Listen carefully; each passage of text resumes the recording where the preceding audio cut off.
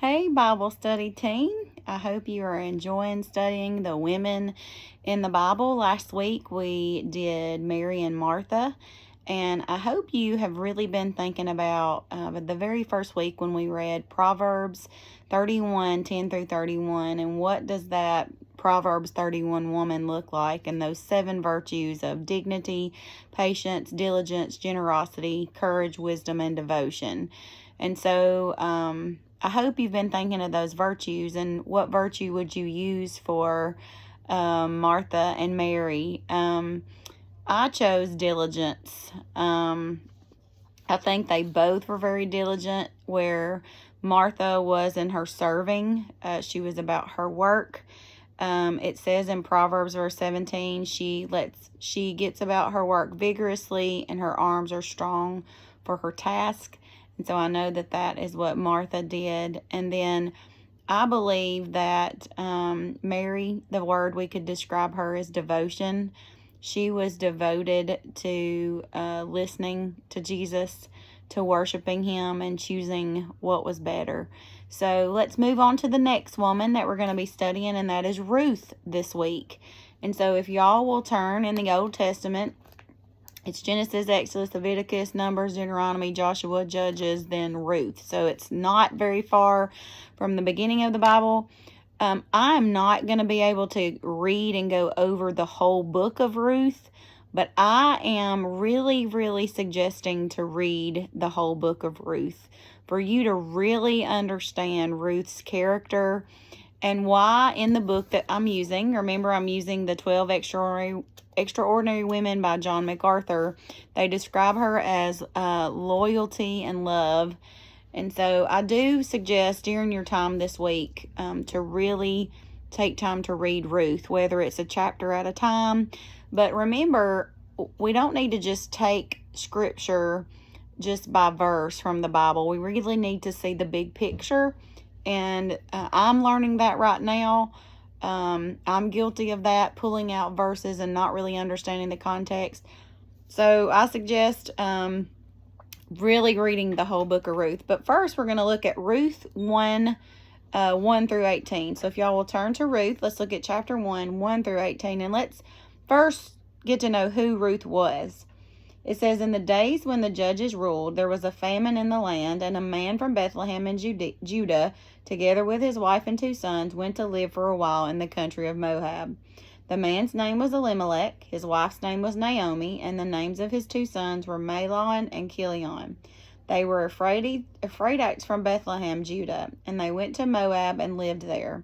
Now Elimelech, Naomi's husband, died, and she was left with her 2 sons. They married Moabite women who named Orpah, and the other was Ruth. After they had lived there about 10 years, both Mahlon and Chilion also died, and Naomi was left without her 2 sons and her husband. When she heard in Moab that the Lord had come to the aid of his people by providing food for them, Naomi and her daughter-in-laws prepared to return home from there. With her 2 daughter-in-laws, she left the place where she had been living and set out on the road that would take them back to the land of Judah.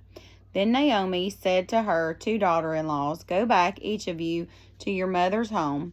May the Lord show kindness to you as you have shown to your dead and to me. May the Lord grant that each of you will find rest in the home of another husband.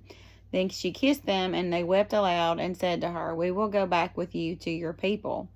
But Naomi said, return home, my daughters. Why would you come with me? Am I going to have any more sons who could become your husbands? Return home, my daughters. I am too old to have another husband. Even if I thought there was still hope for me, even if I had a husband tonight and then gave birth to sons, would you wait until they grew up? Would you remain unmarried for them? No, my daughters, it is more bitter for me than for you, because the Lord's hand has gone out against me.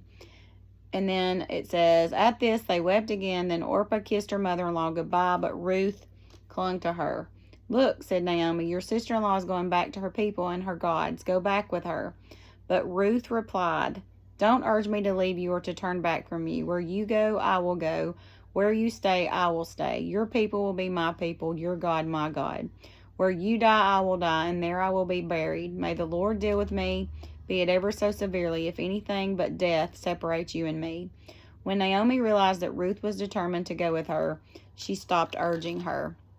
So first, I want to just talk real quick about who Ruth was. You know, Ruth was a Moabite, and the Israelites and the Moabites did not get along. They kind of despised each other. And the Moabites worshipped false gods, little g gods, idols. They were not a nation of God.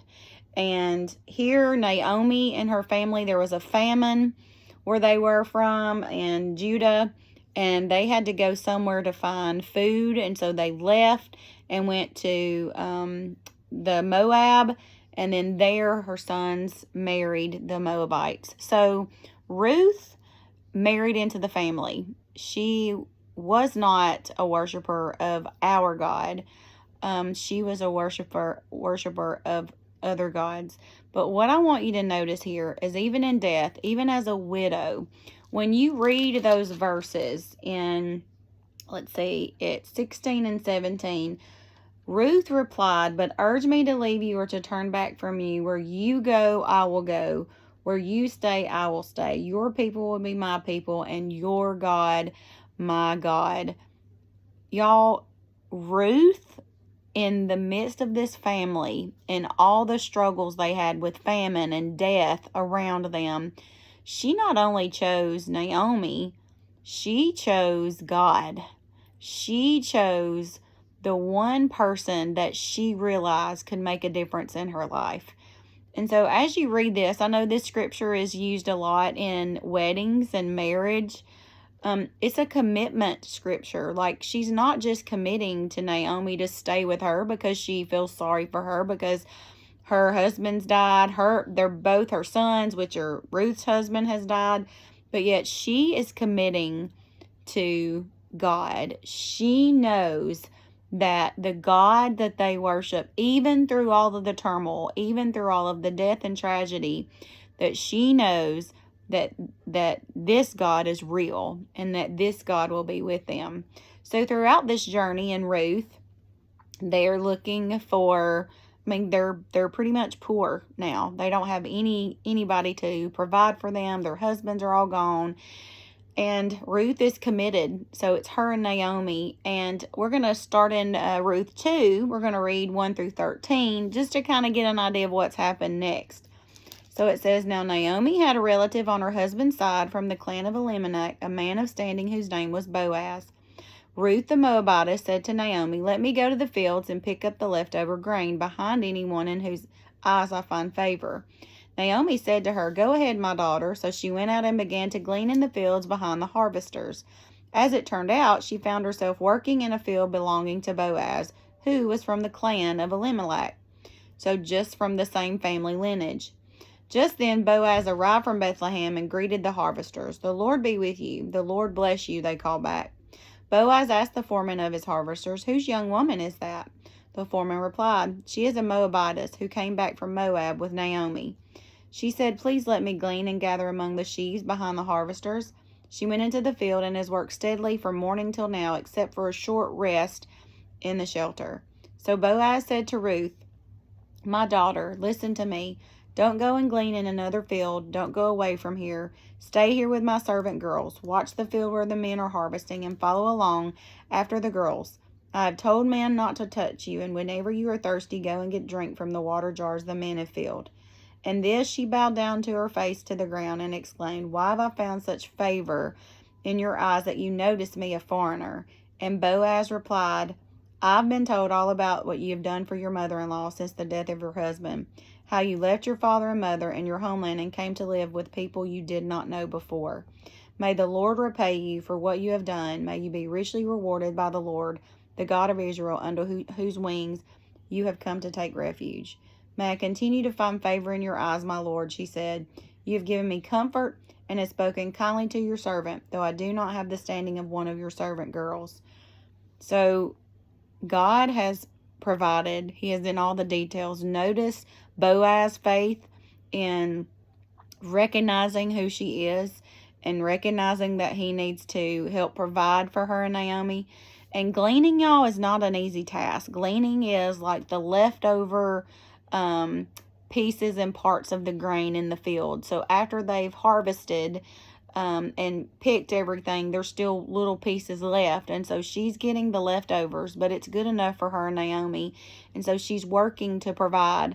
But little does she not know that God is working already around her to provide that kinsman redeemer, someone that is related to them, to redeem them, to help them, provide for them. But what's even better is not only is Boaz going to be the kinsman redeemer, but Boaz and Ruth get married, and they have Obed, and Obed is in the lineage of Jesus. And that is like something that is so powerful, and how God is in all the plans. But if you'll look at me with me in Ruth 3:10 through 13, I know I kind of jumped ahead and spoiled the ending, but I just love reading Ruth. 3:10 through 13. So she's been gleaning, she's been working, and Naomi has a plan of, you need to marry this man. This is the man that's going to help both of us, provide for us. And so in Ruth 3:10 through 13, this is Boaz talking. He said, "The Lord bless you, my daughter," he replied. "This kindness is greater than which you've showed earlier. You've not run after the younger men, whether rich or poor.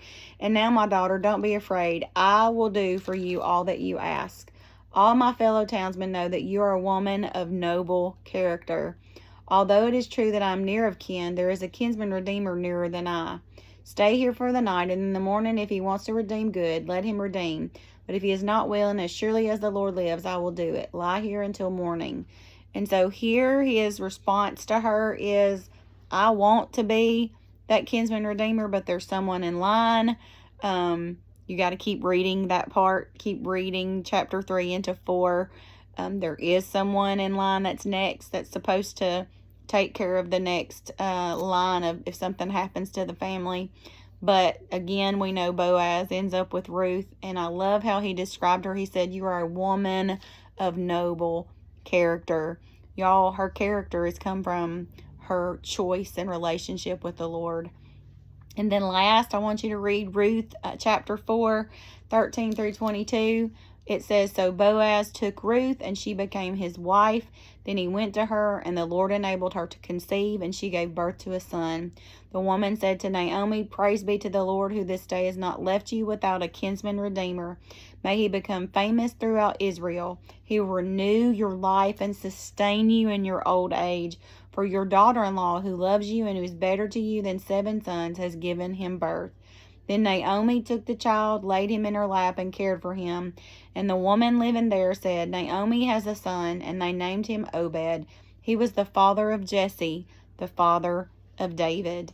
This then is the family line of Perez. Perez was the father of Hezron, Hezron the father of Ram, Ram the father of Abinadab, Abinadab the father of Nahshon, Nahshon the father of Salmon, Salmon the father of Boaz, Boaz the father of Obed, Obed the father of Jesse, Jesse the father of David." And then we know that our Jesus came from the father of David. That line, that lineage. And what's great this week as we study Ruth is to see how God has used someone from Moab, a Moabite that you would never think could be used, but yet the Lord came to redeem everyone. And his stories always have a happy ending when we allow him control of our life. So I hope you enjoy studying Ruth. I hope you realize her character and her loyalty, but most of part, her love, and that love of knowing who the one true God is. Have a great week.